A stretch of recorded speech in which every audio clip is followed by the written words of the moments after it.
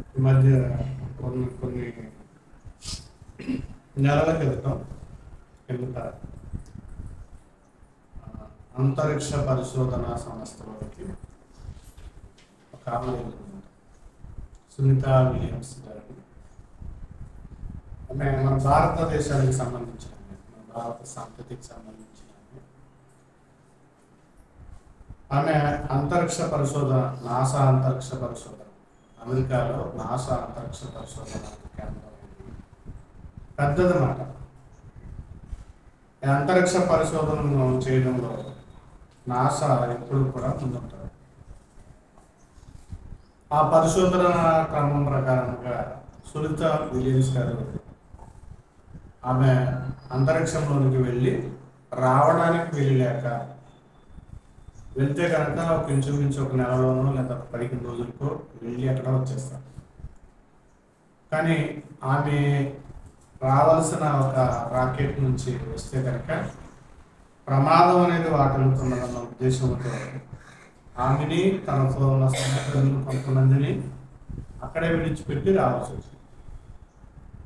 ఇంచుమించుగా జూన్ 5వ తారీఖున ఆమె అక్కడ ప్రయాణం చేస్తే 7 నెలలు అయిపోయింది. అంతరిక్షంలోనే ఆవిడ చిక్కుపోయింది.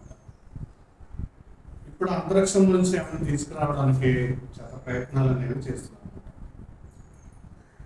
అంతరిక్షంలోకి వెళ్ళిన సునీత విలియమ్స్ గారు ఇది 3వసారి అంతరిక్షం పరిశోధనలోకి.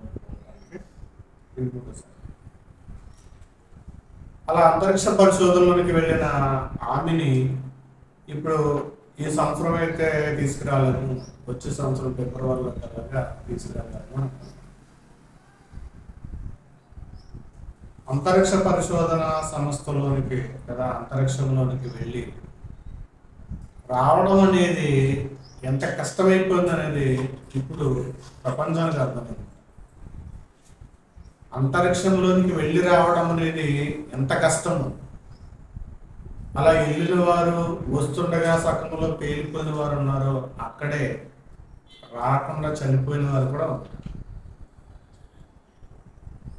ఇప్పుడు బ్రతుకు తెరువు అనేది, బ్రతకగలిగేది అనేది భూమి మీద మాత్రమే ఉన్నదని దేవుడు ఇప్పుడు నుండో చెప్తున్నాడు.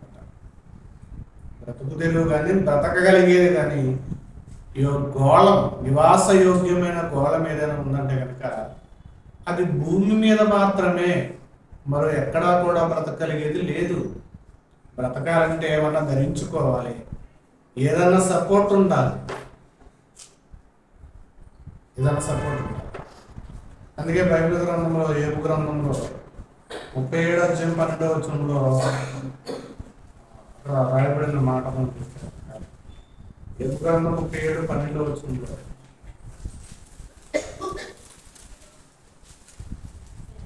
యోబు గ్రంథం 37వ అధ్యాయం 12 ఆయన వలన నడిపింపబడినవై నరులకు, అంటే మనకు నివాస యోగ్యమైన, నివాస యోగ్యము, యోగ్యము అంటే అర్హత.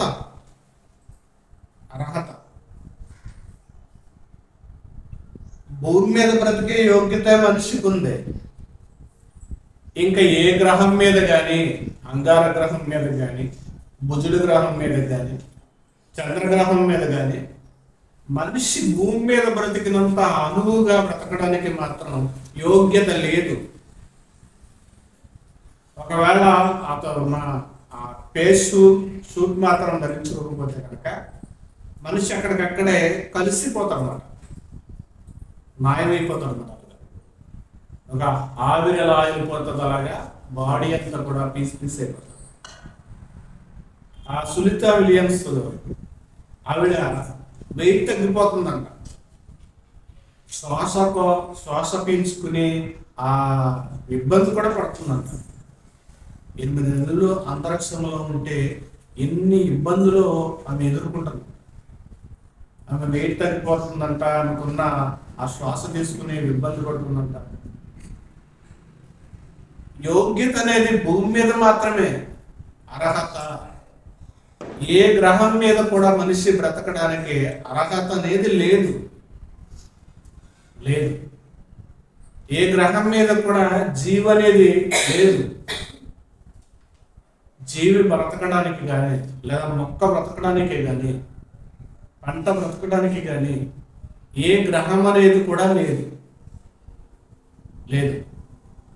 అందుకే దేవుడు అన్నాడు నివాస యోగ్యమైన. దేవుడు అర్హత దేవుడు భూమి మీద బ్రతకడానికి మాత్రమే ఇచ్చాడు. మనిషికి భూమి మీద బ్రతకడానికి మాత్రమే ఇచ్చాడు. అందుకే బ్రతుకు తెరువు కానీ బ్రతకగలిగేది మాత్రం భూమి మీద మాత్రమే. ఇంకా భూమి మీద బోలు సమస్యలు ఉన్నాయి.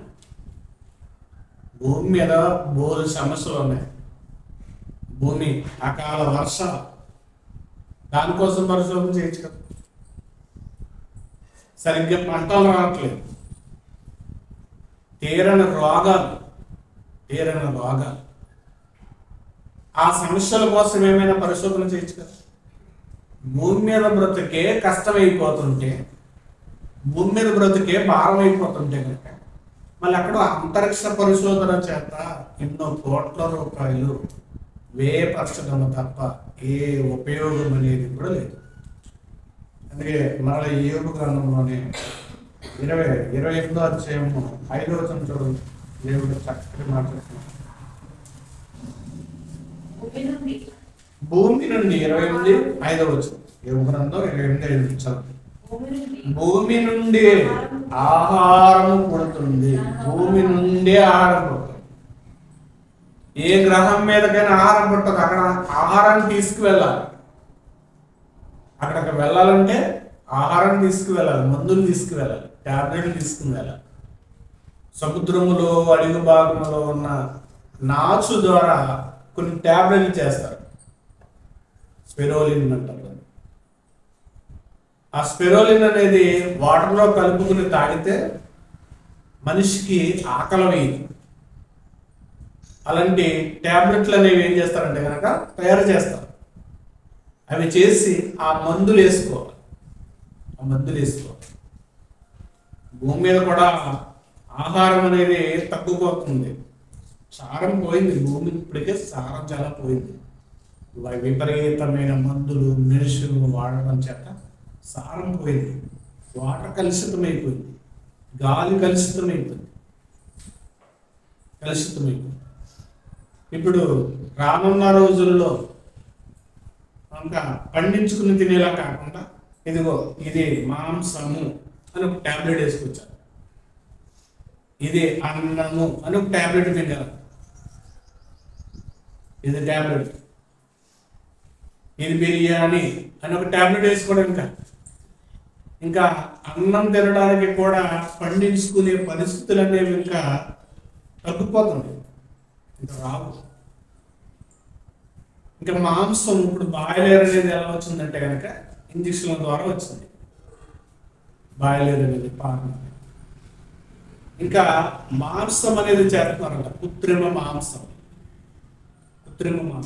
ఒక జంతువు అవసరంలా. జంతువు లేకపోకుండానే కృత్రిమ మాంసం. అలా దానికి కూడా అలవాటు పడిపోతారు. ఏం చేస్తారు? ఇప్పుడున్న జంతువులు ఏమన్నా కనుక అంతరించిపోతుంటే కనుక, ఉత్పత్తి ఆగిపోతే కనుక, జంతువు ఉత్పత్తి అనేది ఆగిపోతే కనుక ఇప్పుడే చాలా మంది పిల్లలు లేక బాధపడుతున్నారు. అలా జంతువులు కూడా ఉత్పత్తి అనేది ఆగిపోతే కనుక, ఆ ఉత్పత్తి సంక్రమణ ఆగిపోతే కనుక ఇంకా జంతువులు అనేవి సమస్యపోతాయి. ఇప్పుడే చేపల ఉత్పత్తి అనేది తగ్గిపోతుందంట. సముద్రములో లేక ఏర్లు ఈ పొల్యూట్ అయిపోవడం చేత ఉత్పత్తి అనేది ఏమవుతుందంటే తగ్గిపోతుంది. అందుకే ఆ ఉత్పత్తి అయ్యే కాలంలో సముద్రంలోనికి వేటలకు వెళ్ళొద్దంటారు. ఒకవేళ వెళితే కనుక ఆ ఉత్పత్తి అయ్యే క్రమంలో ఆ పిల్లలకు కూడా చంపేస్తే కనుక ఉత్పత్తి క్రమం అనేది ఆగిపోతుంది. కాబట్టి సముద్రంలో యాత్రకు వెళ్ళే వారికి ఇదిగో ఆ మార్చి ఆ నెలల్లో ఏం చేస్తారంటే కనుక యాత్రకి వాళ్ళకి సముద్రంలో యాత్ర వేసే వారికి కొంత జీతం అనేది ఇలా ఏదైనా ఉత్పత్తి క్రమాన్ని ఆగిపోతే కనుక ఏం చేయలేదు. కానీ దేవుని దయ వల్ల, దేవుడు అనుగ్రహం వల్ల భూమి నుండి ఆహారము పుట్టెను, దాని లోపల అగ్నిమయమై ఉండెను. భూమి నుండే ఆహారం పుడుతుంది, అంతరిక్షం నుండి ఆహారం ఏమి రాదు. భూమి నుండి మాత్రమే ఆహారం అనేది పుడుతుంది, ఆహారం అనేది వస్తుంది. మనం తినే ఆహారం అంతా కూడా భూమి నుండి మాత్రమే. అంటే భూమి మీద మాత్రమే మనిషి బ్రతుకు తెరువు. మరి పరిశోధన అనేది ఏదో భూమి మీద చేయొచ్చు కదంటే భూమి మీద చేయ. ఎందుకని మీరు గొప్పగా కనపడాలి అనే ఆలోచనతో పైన మాత్రమే చేస్తున్నారు, పైన మాత్రమే చేస్తున్నారు. అందుకే కొన్ని విషయాలు మనం మరలా కీర్తన గ్రంథము 19వ అధ్యాయం కూడా ఒకసారి చూసి ఒక విషయం జరుగుతుంది. కీర్తన గ్రంథం 19వ అధ్యాయం మొదటి వచనంలో చూస్తే కనుక ఆకాశములు దేవుని మహిమను వివరించుచున్నవి, అంతరిక్షము ఆయన చేతి పనిని ప్రచురము చేయుచున్నది. అంతరిక్షంలోనికి వెళ్తున్నారు, ఎందుకంటే ఏదో కనిపెడదామని. అంతరిక్షాన్ని చూసి మనిషి నేర్చుకోవాల్సింది ఏంటంటే కనుక ఇదిగో ఆయన చేతి పని ఏంటి, ఆయన చేతి పని ఏంటి, ఆయన హస్తం ఏంటి, ఆయన హస్తం ఏంటి, ఏంటి అంతటి వైభవాన్ని దేవుడు సృష్టించాడు. ఎందుకు దేవుడు ఇంత మనిషి కోసం ఇంత సృష్టిని చేయాల్సి వచ్చింది అని తెలుసుకోవటం లేదు. అంతరిక్ష పరిశోధనలోనికి వెళ్ళి అక్కడే చిక్కుకుపోతారు. అసలు అంతరిక్ష పరిశోధన కాదు, ఈ ఆకాశ మండలము కంటే ఎచ్చైన వాడు వాటికంటే పైనుండి భూమి మీదకి వచ్చాడు. వాటికంటే పైనుండి భూమి మీదకి వచ్చాడు.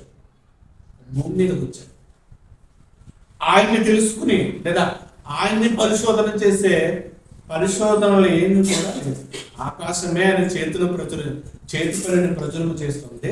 చూడండి ఏప్రిల్కి రాసిన పత్రిక 7వ అధ్యాయం, ఏప్రిల్కి రాసిన పత్రిక 7వ అధ్యాయం 26వ వచనం.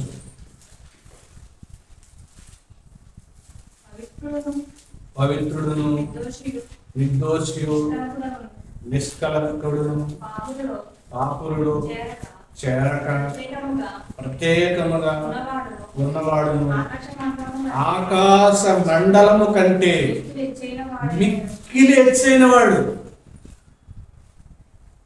ఆకాశ మండలం అంటే ఇంత ఉందనుకోండి ఆకాశ మండలం. దీనికంటే ఇంకా ఎచ్చైన వాడు. భూమి ఒక గోళం, తనకి గ్రహాలు ఒక గోళం, దానికి మించి పెద్దగా ఉన్నవి. భూమి కంటే నక్షత్రము పెద్దది, నక్షత్రాల కంటే గ్రహాలు పెద్దవి. పాలపుంత నక్షత్ర మండలం అంటారు. ఇవన్నీ లెక్కలు కడితే కనుక చాలా పెద్దవి, మన ఊహలకు కూడా ఎంత పెద్దగా ఉన్నవి. వాటికంటే ఎచ్చైన వాడు అంటే వాటికంటే గొప్పవాడు ఎక్కడికి రావాల్సి వచ్చిందంటే కనుక భూమండలం మీదకి, భూగ్రహం మీదకి రావాల్సి వచ్చింది. ఆకాశ మండలము కంటే మిక్కిలి ఎచ్చైన వాడు, ఇట్టి ప్రధాన యాజకుడు మనకు సరిపోయినవాడు. ప్రధాన యాజకుడు మనకు సరిపోయినవాడు. ఆకాశ మండలం కంటే ఎచ్చైన వాడు ఎలా వచ్చాడు చూడండి. రాక విషయంలో మత్తయి వార్త 2వ అధ్యాయం మత్తయి వార్త 2వ అధ్యాయం 2వ వచనం చూడండి. యూదుల రాజుగా పుట్టిన వాడు ఎక్కడున్నాడు? తూర్పు దిక్కున. మేము ఆయన నక్షత్రాలు చూసి ఆయనను పూజించడానికి వచ్చాము. కానీ ఈరోజు నక్షత్రాలను చూడడానికి వెళ్తున్నారు. ఆ నక్షత్రాలను బట్టి ఆయన్ని పూజించడానికి వచ్చారు. ఆయన్ని పూజించడానికి వచ్చారు. కానీ ఈరోజు మనిషి ఏం నమ్ముతాడంటే కనుక నక్షత్ర బలాన్ని నమ్ముతాడు. నక్షత్ర బలాలు, పేరును బట్టి నక్షత్ర బలాలు అవేమీ లేవు బైబిల్లో. అవేమీ లేవు. నక్షత్ర బలాలు, ముహూర్త బలాలు వాటి బలం ఎంతో తెలిసేయండి అట్లా మనిషికి. వాటి పరిమాణం ఎంతో తెలిసండి. వాటి పరిమాణాన్ని ఏమైనా చూడగలిగాడంటే ఈ కళ్ళతో ఇక్కడి నుంచి పరిమాణాన్ని చూడగలిగేంత బలం, అంత కెపాసిటీ ఈ కళ్ళకు లేదు. నక్షత్ర బలాలు, నక్షత్రాల బలాలు, నక్షత్రాలను చూసి లేదా నక్షత్రము యేసుక్రీస్తు వారిని జన్మకు యేసుక్రీస్తు వారు జన్మించారనడానికి నక్షత్రం అనేది తూర్పు దిక్కును పుట్టిందట. ఆ నక్షత్రమును చూచి జ్ఞానులు ఏం చేస్తారంటే కనుక ప్రయాణించాలి. జ్ఞానులు ప్రయాణించాలి. అదే అధ్యాయంలో 9వ వచనం చూడండి. 9వ వచనం, వారు రాజు మాట విని బయలుదేరి కూర్చుండగా ఇదిగో తూర్పు దేశమందు వారు చూసిన నక్షత్రము ఆ శిశువు ఉండిన చోటి మీదగా వచ్చి నిలుచు వరకు వారికి ముందుగా నడిచెను. వారు ఆ నక్షత్రమును చూసి అత్యానందభరితులై ఇంటిలోనికి వచ్చి తల్లైన మరియను ఆ శిశువును చూచి సాగిలపడి ఆయనను పూజించారు. ఈరోజు నక్షత్ర రాశులను చూసి లేదా నక్షత్రాలను చూసి పూజించేవారే కానీ ఆ నక్షత్రాలను కలగజేసిన వాడు, ఆకాశ మండలము కంటే హెచ్చైన వాడు, ఆకాశ మండలము కంటే హెచ్చైన వాడు భూమి మీదకి వచ్చాడు. భూమి మీదకి వచ్చాడు. అంతటి మహాదేవుడు భూమి మీదకి వచ్చినప్పుడు ఆ నక్షత్రాలను బట్టి, జాడను బట్టి ఇదిగో యేసుక్రీస్తు వారిని కనుగొన్నారంట జ్ఞానులు. కానీ ఈరోజు నక్షత్ర మండలాల్లోనికి, అంతరిక్షంలోనికి వెళ్ళి చిక్కుకుపోతాడు. వాటి యొక్క పరిమాణం లేదా వాటి యొక్క జాడలు కనిపెట్టి దేవుని గురించి ఏమైనా తెలుసుకుంటే బాగానే ఉంటారు. వాటి యొక్క జాడలను పెట్టి ఇప్పుడు ఆ నక్షత్రం అనేది ఆకాశంలో చూశారు. ఆ నక్షత్రపు యొక్క దిక్చూచి, అంటే ఆ నక్షత్రం అనేది ఆ ప్రకాశించే నక్షత్రం యొక్క జాడ అనేది యేసుక్రీస్తు వారు ఉండే చోటి మీదగా ప్రయాణించింది. చోటిగా ప్రయాణించింది. అప్పుడు యేసుక్రీస్తు వారిని గుర్తించి లోనకి వెళ్ళి యేసుక్రీస్తు వారిని ఏం చేశారంటే పూజించారు. యేసుక్రీస్తు వారిని పూజ చేశారు. నక్షత్రాలు అన్నది కూడా ఎందుకంటే భూమి మీద వెలిగివ్వడానికి మాత్రం. నక్షత్రాలు కూడా భూమి మీద వెలిగివ్వడానికే. అంతరిక్షంలో ఉన్నది కూడా భూమి కొరకే, మన కోసమే. మరి ఆ నక్షత్రాలు కలగజేసిన వాడు కూడా మన కోసమే వచ్చాడు. ఈ ఆకాశ మండలాలను చేసిన వాడు కూడా ఇది మనిషి కోసమే భూమి మీదకి వచ్చాడు. మనిషిని కాపాడడానికి కొరకే, మనిషిని బ్రతికించడానికి కొరకే, మనిషి కోసమే. ఇదిగో ఇది నివాస యోగ్యము. ఇంకా యేసుక్రీస్తు వారు ఏం చెప్పారంటే ఇది నివాస యోగ్యమే మీరు నివసించడానికి. కానీ ఈ నివాస యోగ్యమైనది కూడా ఇదిగో శ్రమకు లోనైపోతుంది, భారమైపోతుంది. భూమి కూడా ఏం చేస్తుందంటే మూలుగుతుంది. అంటే భూమికి అంతం అనేది ఏర్పడిందని యేసుక్రీస్తు వారు మనలో ఏం చెప్తున్నారంటే యోహాను సువార్త 14వ అధ్యాయం, యోహాను సువార్త 14వ అధ్యాయం 3వ వచనం, నేను వెళ్ళి స్థలము సిద్ధపరచిన ఎడల నేనుండు స్థలములో మీరును ఉండులాగన మరల వచ్చి నా యొద్ద నుండుటకు మిమ్మును తీసుకుని పోతాను. అలా ఆయన చెప్తున్నాడు. ఇదిగో ప్రారంభంలో మనుషులు నివసించడానికి మాత్రమే భూగోళం. దాని కాల పరిమితి అయిపోయింది. కాల పరిమితి అయిపోతుంది. ఈ భూమి అనేది అంతమైపోతుంది. ఈ భూమి అనేది అంతమైపోతుంది. కాబట్టి యేసుక్రీస్తు వారు ఇదిగో కొంతకాలం నుండి పాడైపోయింది ఎందుకు, అలాగే కొంతకాలం నుండి క్షయమైపోతుంది ఎందుకు, కొంతకాలం నుండి లోకంలో వ్యాధులు, బాధలు, శ్రమల్లో, కష్టాల్లో, అనారోగ్యాలతో నలిగిపోవడం ఎందుకు? ఇదిగో వీరికంటూ ఒక నివాసాన్ని ఏర్పాటు చేయాలి. ఒక మంచి నివాసాన్ని ఏర్పాటు చేయాలి. యేసుక్రీస్తు వారు భూమి మీదకి వచ్చి ఇదిగో మన పాపాలను తీసివేసి ఇక్కడ వదిలేయడానికి కాదు, ఒక నివాస స్థలాన్ని ఏం చేస్తున్నాడంటే ఆయన ఏర్పాటు చేశాడు. ఒక నివాస స్థలాన్ని నిర్మిస్తున్నాడు.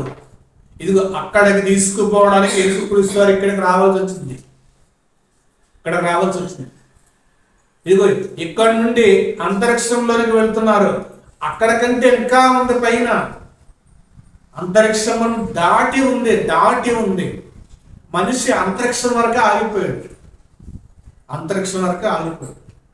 అక్కడికి వెళ్ళాలంటే కనుక ఇది విడిచిపెట్టాలి. ఇంకా చస్తే అందరూ అంతరిక్షం దాటుకుండే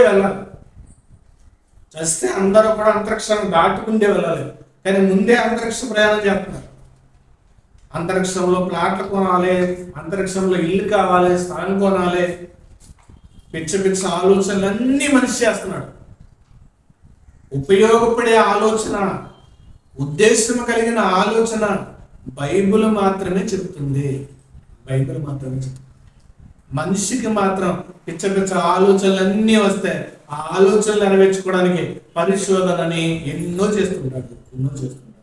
అందుకే ఇక్కడ యేసుక్రీస్తు వారు అన్నారు, నేను వెళ్ళి మీకు స్థలమును సిద్ధపరచ వెళుచున్నాను. నేనుండు స్థలములో మీరు ఉండులాగిన మరలా వచ్చి నా యొద్ద ఉన్నట్టు మిమ్మల్ని తీసుకుని పోదును. మీ యొద్దకు నేను ఎందుకు వస్తున్నానంటే మీరు మరలా నక్షత్ర మండలాలను దాటి, ఆకాశ మండలాలను దాటి తీసుకువెళ్ళాలనుకుంటున్నారు. ఆకాశ మండలాలను దాటి తీసుకుని వెళ్ళాలి. అక్కడికి తీసుకువెళ్ళాలి. ఇంకా మనం వెళ్ళాలంటే రాకెట్ లేసుకు వెళ్ళాలి. ఈరోజు అంతరిక్ష పరిశోధనకు వెళ్ళాలంటే కోట్ల రూపాయల ప్రజాధనాన్ని వ్యయపరిచి, నష్టపరిచి అక్కడ తీసుకువెళ్ళాలి. రాకెట్ల మీద తీసుకువెళ్ళాలి. మరి యేసుక్రీస్తు వారితో ఉంటే, లేదా యేసుక్రీస్తు వారికి మనకి రాకెట్లు అవసరం. ఎలాగెళ్తామో ప్రాక్టికల్గా కూడా యేసుక్రీస్తు వారు చూపించారు. అందుకే అపోస్తుల కార్యంలో 1వ అధ్యాయంలో కనిపిస్తుంది. ఎలా వెళ్ళాలి, ఎలా వెళ్తామో కూడా ప్రాక్టికల్గా ముందే చూపిస్తాడు. చూడండి, అపోస్తుల కార్యంలో 1వ అధ్యాయం 9వ వచనం. అపోస్తుల కార్యంలో 1వ అధ్యాయం 9వ వచనం. ఈ మాటలు చెప్పి వారు చూచుచుండగా ఆయన ఆరోహణమాయను. వారు చూచుచుండగానే యేసుక్రీస్తు వారు ఇలా పైకి ఎగురుతూ ఉన్నాడనమాట. ఆరోహణమాయను. అలా పైకి వెళ్ళిపోతున్నాడు యేసుక్రీస్తు వారు. అలా ఏ రాకెట్ లేదు, ఏ అంతరిక్ష పరిశోధన సంస్థకు సంబంధించిన ప్రయోగశాల కూడా లేదు. అలా యేసుక్రీస్తు వారు ఆరోహణమైన అప్పుడు వారి కన్నులకు కనబడకుండా ఒక మేఘము ఆయనకు కమ్మిపోయాను. ఆయన వెళ్ళుచుండగా వారు ఆకాశం వైపు తేలి చూచుచుండిరి. ఇదిగో తెల్లని వస్త్రంలో ధరించుకుని 2 మనుషులు వారి యొద్దకు వచ్చి, గలిలయ మనుషులారా, మీరెందుకు నిలుసు ఆకాశము వైపు చూచుచున్నారు? మీ యొద్ద నుండి పరలోకమునకు చేర్చుకొనబడిన ఈ యేసే ఏ రీతిగా ఆకాశమునకు ఆరోహణం అయిపోయాడో చదవండి. పరలోకమునకు వెళ్ళుట మీరు చూచిద్దరో ఆ రీతిగానే మరలా ఆయన తిరిగి వచ్చానని వార్త వచ్చింది. మరలా రాబోతున్నాడు. ఒకవేళ అంతరిక్షంలోనికి వెళ్ళిన వారు రాకపోవచ్చు, అక్కడే చనిపోవచ్చు, పేలిపోవచ్చు. కానీ అంతరిక్షానికి అవతలున్న ఆకాశ మండలము కంటే ఎచ్చైన వాడు మాత్రం వస్తాడు. ఆయన మరలా తిరిగి వస్తాడు. ఆయన మరలా చేరుకునే అవకాశం ఉంది. మరలా ఆయన రాబోతున్నాడు. ఈరోజు చచ్చాక వెళ్ళే అంతరిక్షం కొరకే చూస్తున్నాడు. కానీ అంతరిక్షము దాటి దానికోసము అక్కడికి వెళ్ళడానికి పరిశోధనలు ఏమీ లేవు. అంతరిక్షము దాటి ఈ అంతరిక్షం ఏమిటి? ఈ అంతరిక్షం లేదా ఈ ప్రపంచానికి సంబంధించి ఆధారాలు కానీ, ఈ ఖగోళానికి సంబంధించిన ఆధారాలు కానీ ఎవరు పర్ఫెక్ట్గా చెప్పారు? దానికోసము చెప్పడానికి ఆయన భూమి మీద రావడానికి గుర్తులు ఏమైనా జరిగినవా ఏంటి అని పరిశోధన చేసి దేవుణ్ణి తెలుసుకుంటే కనుక అర్థమవుతుంది. ఆ పరిశోధన మనిషి ఈ లోకం ఎలాగా అంతమైపోతుందని తెలిసింది. కానీ ఎక్కడికి వెళ్ళడానికి ఏం చేయాలి? అలా వెళ్ళడానికి ఎవరైనా చేశారా? ఎవరైనా ఉన్నారా? ఏంటనే పరిశోధన మాత్రం లేదు. ఈరోజు మనిషి విచ్చలవిడికి అలవాటు పడుతున్నాడు, పాపానికి అలవాటు పడుతున్నాడు, తిండికి అలవాటు పడుతున్నాడు, వ్యర్థమైన సమయాన్ని వ్యర్థం చేసుకోవడానికి అలవాటు పడుతున్నాడు.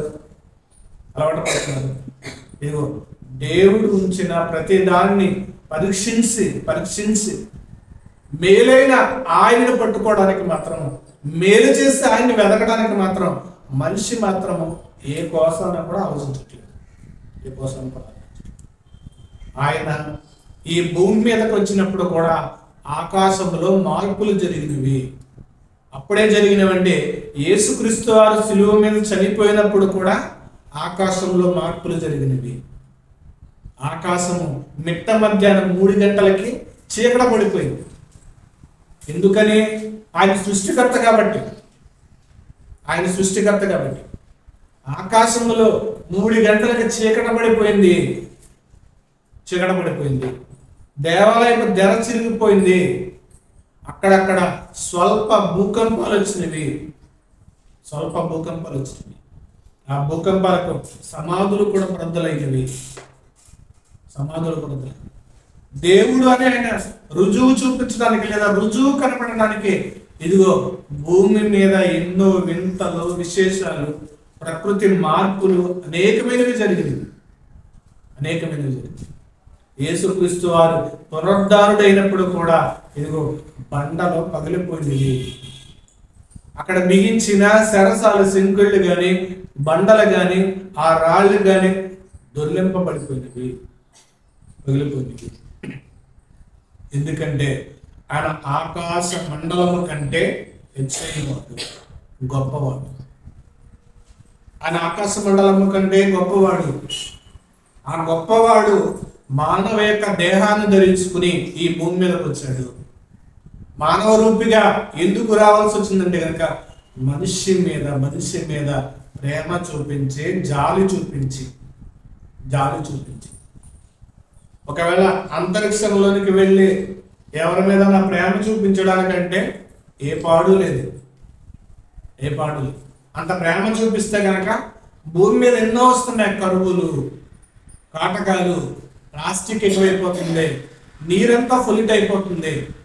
ఏమైనా పరిశోధన చేసి మంచి యంత్రాలు కనిపెట్టి ఆ నీరునన్నీ కూడా ఫిల్టర్ చేసేలా చేయొచ్చు కదా. పరిశోధన చేసి ప్రజలకు ఉపయోగపడే పరిశోధనలు ఏమీ లేవు. ధనాన్ని వేస్ట్ చేయడమే తప్ప ప్రజలకు ఉపయోగపడే పరిశోధన లేవు. కానీ ప్రజలందరికీ ఉపయోగపడే పరిశోధన అంటే కనుక, ఉపయోగపడే విధానం అంటే ఏంటంటే కనుక ప్రభువైన యేసుక్రీస్తు వారు ఇదిగో ఆకాశ మండలం కంటే హెచ్చైన వాడు ఈ భూమి మీదకి వచ్చాడు. ఆయన అక్కడే మనకి సరిపోయింది. ఎక్కడా కూడా బ్రతకడానికి సరైన చోటు అనేది ఇంకా లేదు. ఏ గ్రహం మీద కూడా బ్రతకడానికి సరైన చోటు లేదు. ఎక్కడా జీవించడానికి కూడా బ్రతకడానికి అనువైన ప్లేస్ కూడా లేదు. గృహంలో బ్రతుకుదామంటే భూకంపాలు వచ్చేస్తాయి. ఆకాశంలో బ్రతుకుదామంటే అంతరిక్షాల్లో వెళ్ళినవి పేలిపోతామో లేదా అక్కడ రావడానికి వీలు లేకుండా ఉండదు. ఇంకా సముద్రంలోకి వెళ్దామంటే ఊపిరాడగా చెప్తాం. వెళ్ళారు చాలా మంది కోటీశ్వర్లు వెళ్ళారు. ఆ జలాంతర్గాములోంచి వెళ్ళి ఇంకా అక్కడే స్మాష్ అయిపోయారు, పేలిపోయి. నీటిలో కూడా సురక్షితం లేదు, ఆకాశంలోనూ సురక్షితం లేదు, భూమి మీద సురక్షితం లేదు. అందుకే యేసుక్రీస్తు అన్నారు, ఈయన మాత్రమే మనకు సరిపోయిన వాడు. ఆ మాట చదువుకుంటాం. 7వ అధ్యాయం ఎబ్రిలికి రాసిన పత్రిక 7వ అధ్యాయం 26వ వచనం, పవిత్రుడును నిర్దోషిను నిష్కలంకుడును పాపులలో చేరక ప్రత్యేకముగా ఉన్నవాడును ఆకాశ మండలము కంటే మిక్కిలి హెచ్చైన వాడును ఇట్టి ప్రధాన యాజకుడు మనకు సరిపోయినవాడు. ఇది మాత్రమే మనకు సరిపోయింది. ఎందుకంటే అన్నీ కూడా కలుషితమైపోయినవి, అన్నీ కూడా పాడైపోయినవి. ఒకప్పుడు మంచి ఆహారం ఇచ్చే భూమి కూడా ఈరోజు కలుషితమైపోయింది, పాడైపోయింది. సరైన వాటర్ కూడా ఈరోజు లేదు తాగడానికి. ప్రతిదీ కూడా అనారోగ్యాన్ని తెచ్చేది. అనారోగ్యాన్ని ఫ్రూట్స్ తింటే బలము, నట్స్ తింటే బలము అనేవారు. ఎన్ని తిన్నా బలము రావట్లేదు. ఎన్ని తిన్నా కానీ తినండి, జీడిపప్పు తెచ్చుకుంటారో బాదం తెచ్చుకుంటారో, ఎన్ని పప్పులు తిన్నా కానీ మనిషికి బలమే లేదు. మరి పూర్వం ఏమైనా పప్పులు తినేవారంటే ఆ బియ్యమే, ఆ అన్నమే, ఆ గింజే, ఆ ఉల్లిపాయ, కానీ బలంగా ఉండేవారు. కానీ ఈరోజు ఎన్ని తింటున్నారు? యాపిల్స్ కాయలు వస్తున్నాయి, ద్రాక్ష పళ్ళు వస్తున్నాయి, కమలాకాయలు వస్తున్నాయి. ఎన్ని తిన్నా కానీ ఈరోజు మనిషికి బలము లేదంటే ఒకటే గ్రహించాలి, ఈ భూమి మీద మన బ్రతుకు సరైంది కాదు. ఈ భూమి మీద మన బ్రతుకు సరైంది కాదు. ఏం చేసినా గానా మనిషి బలాన్ని తెచ్చుకోలేడు, ఆయుష్ను పెంచుకోలేడు. ఎన్ని చేసినా కానీ ఇవి రెండు కూడా మనిషి చేతిలో నుంచి జారిపోయినవి. ఆయుష్, ఆరోగ్యం అనేది మనిషి చేతిలో మాత్రం లేదు. అది ఈ భూమి మీద మాత్రం లేదు.